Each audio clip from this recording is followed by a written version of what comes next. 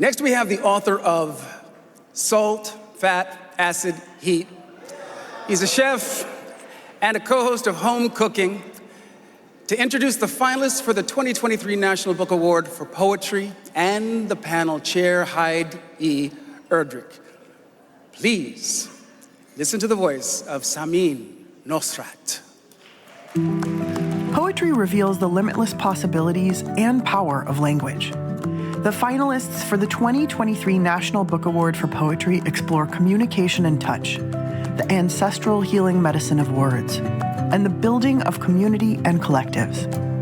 These works traverse language and borders to connect and define family, and confront the pervasiveness of American racism to show not just where we are from, but where we're going. The panel chair for this year's National Book Award for Poetry is Heid E. Erdrich, the author of 7 poetry collections, including Little Big Bully, a National Poetry Series winner.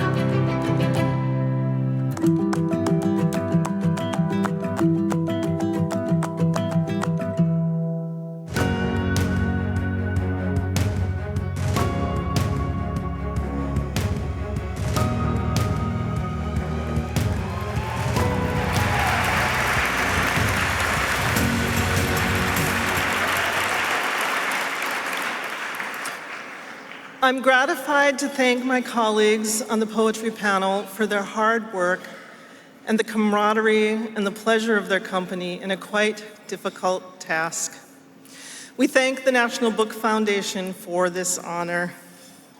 The 2023 poetry panel members are Rick Barreau, Jonathan Farmer, Raina J. Leone, Solmaz Sharif. The poetry panel acknowledges the extraordinary privilege of celebrating poetry in a face of tremendously difficult moment in our history. While we have the joy of honoring powerful poems of beauty, language, love, family, history, trauma, genocide, colonial dispossession, and survivance, while we reward our accomplishment in our art form tonight, human suffering in Gaza is at the forefront of our thoughts. Celebration and grief seem opposed, but in my life and in my recent interactions with those in the US personally suffering this war, poetry is what we reach for in our grief. As Mahmoud Darwish wrote, a poem in a difficult time is beautiful flowers in a cemetery. These past 6 months of panel conversation around hundreds of poetry collections has been deep work. We are all enlarged by what we've read. We found voices that continue to sound in our minds. Several of these books made it into our long list and then short list, but hundreds more did not. We salute every poet whose books were up for consideration, and we thank you for your words.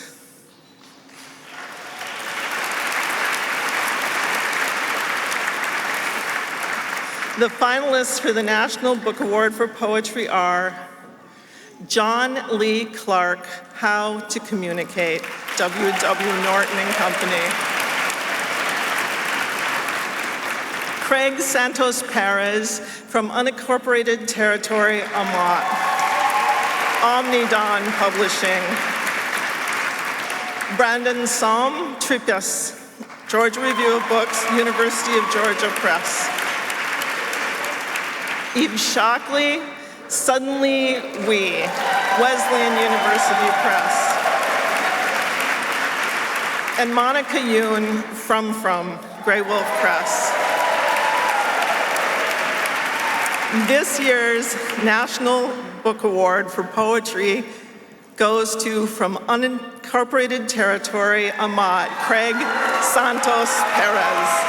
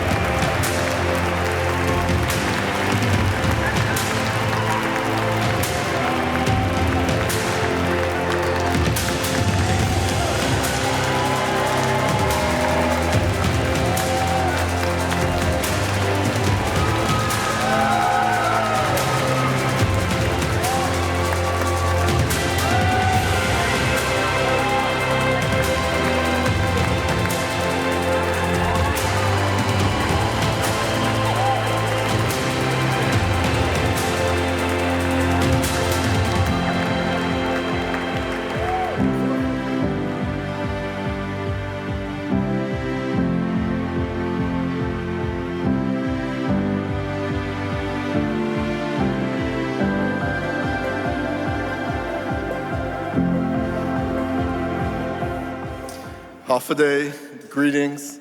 Saina Ma'asi to the National Book Foundation. Saina Ma'asi, thank you to Heid and all the judges. And Saina Ma'asi to all the poetry finalists, all of whom I consider friends and whose work I admire. I want to thank my partner, Olivia. I haven't written for about a year, and she's been so supportive of me and is getting me to write again. So thank you. I want to thank my family, my brother and sister, my dad, and especially my mom who's traveled here tonight. My mom.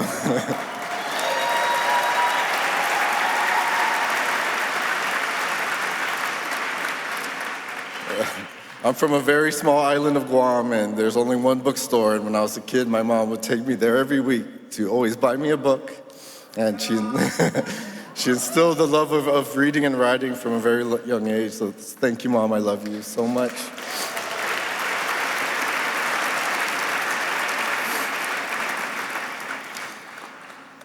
As I mentioned, I come from Guam, which is a U.S. territory, one of the last remaining colonies in the world. And when I was growing up in kind of a colonial American school system, we were never taught my own people's literature. We were always taught American literature. And so when I started writing, my mission was to hopefully inspire the next generation of Pacific Islander authors. And so I wanted to end my remarks to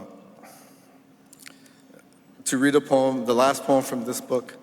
But before I do that, I also want to thank my publishers, Omnidawn, to Laura for helping me typeset and design this book, to Rusty. I'm not sure if you folks are watching back home, but Rusty's been my publisher and teacher for the last 20 years. I'm so grateful to you, Rusty. I love you so much. And thank you also to Ken Keegan, another publisher of Omnidawn who is no longer with us. So with all those names, I want to share this poem. It's called The Pacific Written Tradition. I returned home to Guam for the first time after 15 years away and visit an English class at one of Guam's public high schools. As I read aloud from my new book, I notice a student crying. "What's wrong?" I ask. She says, "I've never seen our culture in a book before. I just thought we weren't worthy of literature." How many young islanders have dived into the depths of a book only to find bleached coral and emptiness? We were taught that missionaries were the first readers in the Pacific because they could decipher the strange signs of the Bible. We were taught that missionaries were the first authors because they possessed the authority of written words. Today, studies show that Islander students read and write below grade level. It's natural, experts claim. Your ancestors were an illiterate oral people. Don't believe their claims. Our ancestors deciphered signs in nature, interpreted star formations and sun positions, cloud and wind patterns, wave currents, and ocean efflorescence. That's why Master Navigator Papa Mao once said, quote, "If you can read the ocean, you will never be lost," end quote. Now let me tell you about Pacific written traditions, how our ancestors tattooed their skin with defiant scripts of intricately inked genealogies, how they carved epics into hard wood with sharpened points, their hands and the pressure and responsibility of memory, how they stenciled petroglyphic lyrics on cave walls with clay, fire, and smoke. So the next time someone tells you our people were illiterate, teach them about our visual literacies, our ability to read the intertextual sacredness of all things. And always remember, if we can write the ocean, we will never be silenced. Thank you.